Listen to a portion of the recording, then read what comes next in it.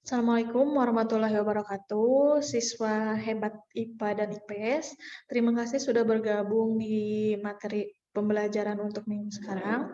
Untuk minggu sekarang, yaitu Ibu akan membahas materi mengenai perancangan produk kerajinan dengan inspirasi budaya non-benda, kemudian lanjut ke pengemasan atau kemasan. Nah, untuk materi sebelumnya sudah ditonton, wajib ditonton karena nanti akan nyambung dengan materi hari ini.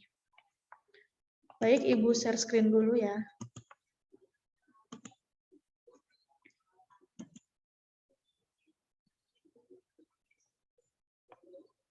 Oke, perencanaan usaha kerajinan. Sebelumnya adalah wirausaha kerajinan.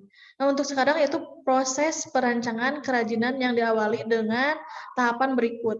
Jadi kalian sebelum melakukan kerajinan, membuat kerajinan, kalian wajib mencari ide produk kerajinan. Mencari ide produk kerajinan. Jadi materinya itu kan merancang kerajinan. Jadi yang asalnya benda abstrak, non benda, kemudian dibuat benda. Contohnya di sini cari dulu kalian ide produk kerajinan. Kemudian dibuat sketsa. Oh, mau bikin sal, misalkan mau bikin sal, sketsanya idenya dari mana? Dari burung enggang. Kemudian dibuat sketsanya. Nah, ini baru pilih terbaik untuk dijadikan prototyping, jadi untuk membuat studi model. Yang terakhir adalah perencanaan produksi. Atau misalkan nih kalian nanti praktekkan membuat tas serut. Tas serutnya udah ada nih. Kemudian kalian cari ide yang berhubungan dengan budaya non-benda. Atau budaya benda, misalkan kan budaya non-benda itu kayak cerita rakyat, Malin Kundang, atau misalkan Tauan Perahu. Itu kan nggak bisa diwujudnya nggak ada ya, tapi ceritanya kita tahu ada, ceritanya juga ada. Kemudian kita buat sesuatu produk menjadi benda, produk benda. Apa nih, misalkan bikin tas serut, dikasih motif, dikasih gambar atau gambar seseorang si sangkuriangnya lagi nendang perahu, misalkan kayak gitu. Nah, itu kan termasuk ke dalam inspirasi dari cerita rakyat atau budaya non-benda dijadikan produk wujudnya ada produk objek budaya. Atau misalkan kalian sering jalan-jalan ke Tauban Perahu, suka ada oleh-oleh yang gambarnya motif-motif tas atau motifnya gambar Tangkuban Perahu, atau hiasan gantungan kunci bentuknya Tangkuban Perahu. Nah, itu termasuk ke dalam inspirasi budaya benda maupun budaya benda atau objek budaya. Nah, ini jadi abstrak itu atau non benda itu kita tahu dulu nih simbolisnya apa nih, burung enggang, maknanya apa? Leluhur turun-temurun ke bumi memberikan perlindungan. Terus kata kuncinya apa? Burung enggang sebagai perlindungan. Kemudian kalian dibuatkan kerajinan nih, bendanya apa? Tekstil, bikin kerajinan tekstil bermotif burung enggang. Tadi kayak bikin sal, motifnya burung enggang. Atau misalkan nih, kalian di Bandung tuh apa ya? Oh iya, ini merak, sering burung merak. Itu kan tarian ya, tarian burung merak. Bikin apa ya? Oh, bikin tas, motifnya burung merak. Ya, itu bisa kayak gitu. Jadi dibuat yang asalnya non benda menjadi produk benda atau bentuk jadi. Seperti itu untuk perancangan dari sebuah kerajinan. Setelah bikin produk kerajinan, kalian harus memahami dulu kemasannya seperti apa untuk dipasarkan. Kemasan sendiri itu kan tujuannya adalah untuk melindungi benda agar tidak kotor, agar tidak rusak. Nah, kemasan sendiri itu dibagi berdasarkan jenisnya. Ada 3. Yang pertama adalah kemasan primer, yaitu kemasan yang melekat langsung pada produknya. Contohnya apa ini? Di sini kan ada hiasan wayang ya. Dikemas lagi menggunakan kemasan primer. Ada juga kemasan tersier sekunder. Kalau sekunder ini kemasan yang berisi beberapa kemasan primer. Contohnya ini. Ini kan di dalam wadah, dalam kemasan, ini ada barangnya, ini barangnya, ini kemasannya, ini namanya kemasan primer, si luaran ini. Kemudian si kemasan ini dimasukin ke dalam kardus lagi. Nah, si kardusnya ini masuknya ke dalam kemasan sekunder. Atau misalkan kalian sering belanja si tote bag-nya, si kreseknya itu masuk ke kemasan sekunder. Atau kita ngambil contoh di produk makanan, misalkan permen. Kan kalau permen yang satuan yang kecil, itu kemasannya primer ya, karena berhubungan langsung dengan makanannya ya, nempel langsung ke makanannya. Kalau sekundernya apa? Nah, si permen itu dimasukin ke dalam kardus-kardus permen yang banyak, dimasukin ke dalam kardus, itu namanya kemasan sekunder. Ada lagi yang terakhir adalah kemasan tersier. Bedanya apa? Kalau primer itu kan melekat pada produknya, kalau sekunder itu berisi beberapa kemasan primer, kalau tersier itu adalah kemasan untuk distribusi atau transportasi. Jadi untuk mengirim barang. Nah, contohnya seperti apa? Kayak karton gelombang, atau misalkan kalian sering belanja, misalkan di Shopee, beli belanja yang dus-dus besar, biar tidak rusak, biasanya dia pakai karton gelombang yang di pinggir-pinggirnya. Atau ini contoh gambarnya, di atasnya ada balon-balon lagi, atau contoh kayak eh, kalau di kayu nih, kalau misalkan kerajinan, dia pakai kayu-kayu lagi di atasnya biar si kerajinannya itu tidak rusak.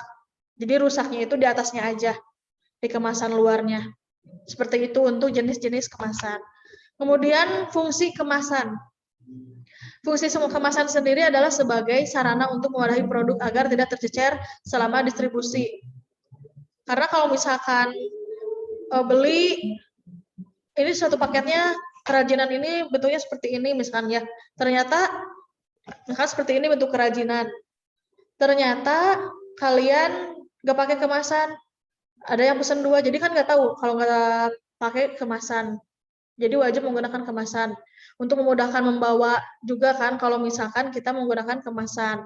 Ada lagi untuk melindungi dan mengawetkan produk kalian biar tidak terkena sinar matahari. Kadang-kadang ada beberapa produk yang kalau kena panas dia itu langsung rusak, cepat rusak. Atau ada nih nggak pakai kemasan jadi lembab, jadi basah atau jadi berjamur. Dan itu sering terjadi walaupun di produk kerajinan.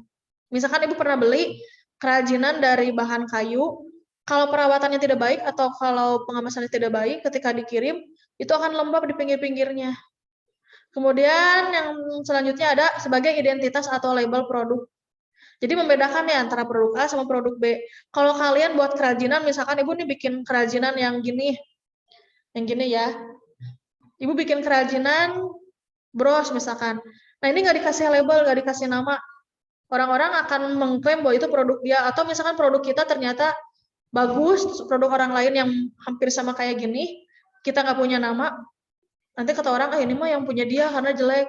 Atau misalkan yang kita bagus, diaku sama orang lain. Kayak gitu ya, diakui sama orang lain. Sebagai identitas atau label. Kemudian sebagai daya tarik pembeli. Kemasan itu sebagai daya tarik pembeli, kalau misalkan pengemasannya itu baik. Contohnya, kalian misalkan ibu nih bikin yang gini, kerajinan ini, terus dikemas pakai styrofoam, misalkan bahannya styrofoam, bentuknya tidak terlihat, apakah menarik? Tentu saja tidak. Kalau misalkan ibu dikemasnya dengan bentuk kaca, bahannya kaca atau bahannya plastik yang bisa dijinjing, nah itu berarti akan memiliki daya tarik pembeli. Kemudian sebagai sarana informasi dan iklan. Kalau misalkan informasinya dari mananya, itu udah ada identitas kan, terus ada informasi produk kita gimana pembuatannya atau komposisinya kalau di makanan ya. Yang terakhir adalah memberi kenyamanan pada konsumen. Oke, selanjutnya yaitu mengenai perhitungan biaya produksi kerajinan dengan inspirasi budaya non-benda. Kita membahas tentang teori terlebih dahulu karena untuk hitungan nanti akan ada pembahasan lebih lanjutnya. Ini perbedaan dulu ya antara perhitungan biaya produksi. Biaya produksi sendiri itu apa sih? Yaitu biaya yang harus dikeluarkan karena terjadinya proses produksi. Kemudian unsur biaya produksi sendiri ini terdiri dari biaya bahan baku, tenaga kerja, dan biaya overhead. Kemudian ada biaya yang termasuk ke dalam biaya overhead seperti biaya listrik, bahan bakar, dan biaya lainnya. Contohnya kayak bayar parkir itu masuk ke biaya overhead. Kemudian biaya pembelian bahan bakar seperti sabun yang seperti itu biasanya masuk ke biaya overhead karena dia tidak termasuk ke dalam biaya bahan baku. Jadi dia nggak ada hubungannya nih sama bahan baku. Misalkan ibu bikin kerajinan ini, kerajinan bros ya. Ibu bayar parkir kan nggak ada hubungannya dengan bahan baku ini. Jadi masuknya ke biaya overhead. Atau beli benangnya ini masuk ke mana nih? Karena benang itu masuk ke proses produksi bahan baku, berarti masuknya ke biaya overhead. Kecuali beli kainnya, ini masuk ke biaya bahan baku. Jadi itu membedakannya dari biaya produksi, biaya bahan baku, sama biaya tenaga kerja, dan biaya overhead. Itu perbedaannya ya. Kalau misalkan hitungannya gimana, Bu? Untuk hitungannya nanti ada materi tersendiri biar kalian lebih jelas lagi. Oke, untuk materinya Ibu sudahi. Jika ada yang ingin ditanyakan, kalian boleh langsung di classroom atau di LMS seperti biasa. Mohon maaf bila ada salah-salah kata. Wassalamualaikum warahmatullahi wabarakatuh.